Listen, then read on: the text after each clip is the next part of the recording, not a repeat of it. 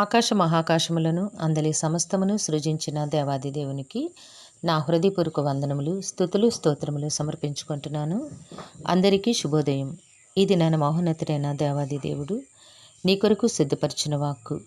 యెహోవా నిన్ను నిత్యము నడిపించును, క్షామకాలమున ఆయన నిన్ను తృప్తిపరిచి నీ ఎముకలను బలపరుచును. దేవుని నామమునకు మహిమ కలుగునుగాక. ఈ మాటలు యెషయా గ్రంథము 58వ అధ్యాయము 11వ వచనంలో వ్రాయబడి ఉన్నవండి. Praise the Lord. Today our God's promise for us, and the Lord shall guide thee continually, and satisfy thy soul in drought, and make fat thy bones. చూడండి నేస్తమా, నీ సమస్త స్థితిగతులను ఎరిగి ఉన్న దేవాది దేవుడు ఈ దినాన నీ కొరకు సిద్ధపరిచిన ఆయన పరిశుద్ధ వాగ్దానము ఏమై ఉన్నది అనగా, నీ జీవితంలో నీవు ఎదుర్కొంటున్న ప్రతి విధమైన సమస్యలు, ప్రతి విధమైన ఇబ్బందులు, ప్రతి విధమైన స్థితిగతులను ఎరిగి ఉన్న దేవుడు నీ పక్షాన ఉన్నారు అన్న సంగతిని నీవెన్నడూ కూడా మరువబోకు. ఎందుకంటే నిన్ను నీ తల్లి గర్భాన రూపించి నీకొక జన్మనిచ్చి ఈ భూమిపై నీ జీవితమును ఇంతవరకు నడిపించిన దేవాది దేవుడు నీ పక్షాన ఉన్నారు అన్న సంగతి అన్నడు కూడా మరువకూడదు. ఆయన సంకల్పము నుంచి ఈ దినాన్న నీకు ఇస్తున్న భరోసా ఏమిటి అంటే, ఆయన నిన్ను నిత్యము నడిపించును. నిత్యము నిన్ను నడిపించువారు ఆయనే. ఎవరి ఆలోచన కొరకు, ఎవరి గైడెన్స్ కొరకు, ఎవరి సహాయము కొరకు నీవు ఎదురు చూస్తూ ఉన్నావో అవన్నీ కూడా వట్టి అబద్ధమే. ఎందుకంటే నీవు మహోన్నతుడైన నీ దేవాది దేవుని వైపు గనుక నీవు చూడగలిగినట్లయితే ఉన్నతమైన విజయము నీదే, ఉన్నతమైన ఆశీర్వాదములను నీవు తప్పక పొందుకొనగలవు అంటున్నారు దేవాది దేవుడు. నిన్ను నిత్యము నడిపించును. ఆయనే నిన్ను నిత్యము నడిపించు దేవుడై ఉన్నారు. క్షామకాలమున ఆయన నిన్ను తృప్తిపరిచి నీ ఎముకలను బలపరచును. దేవుని నామమునకు మహిమ ఘనత ప్రభావములు చెల్లునుగాక.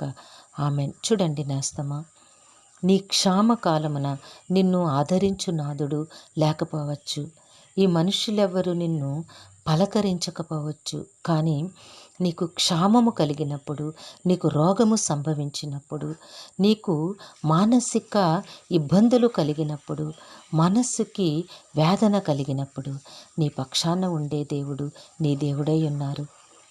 ఆయన నిన్ను తృప్తిపరిచి నీ ఎముకలకు బలమునిచ్చు దేవుడై ఉన్నారు.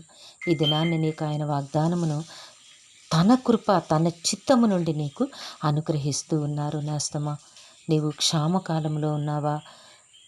క్షామకరమైన ఇబ్బందులను ఎదుర్కొంటూ ఉన్నావా? నిన్ను తృప్తిపరిచే దేవుడు నీ పక్షాన ఉన్నారు. నీ ఎముకలను బలపరిచి నీకు ఆరోగ్యమునిచ్చి నీకు సత్తువునిచ్చి నడిపించే దేవుడు నీ పక్షమందున్నారు. నీ శరీరమునకు ఆరోగ్యమును, నీ ఎముకలకు సత్తువయు కలిగి చేసే దేవుడు నీ పక్షమందున్నారు. ఆయనే నిన్ను నిత్యము నడిపిస్తారు. నేస్తమా, నీవేమీ దుఃఖించాల్సిన అవసరత నీకు లేదు.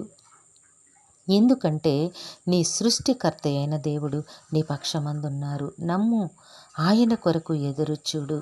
ఆయనిచ్చే ఆశీర్వాదముల కొరకు మాత్రమే నీవు ఎదురుచూడు.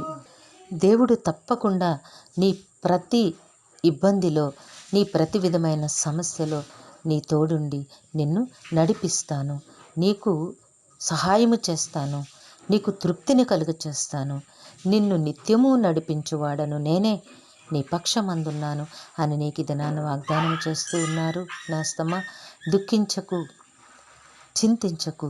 దేవుని వైపు మాత్రమే నిరీక్షణతో ఎదురుచూడు. విజయము నీదే.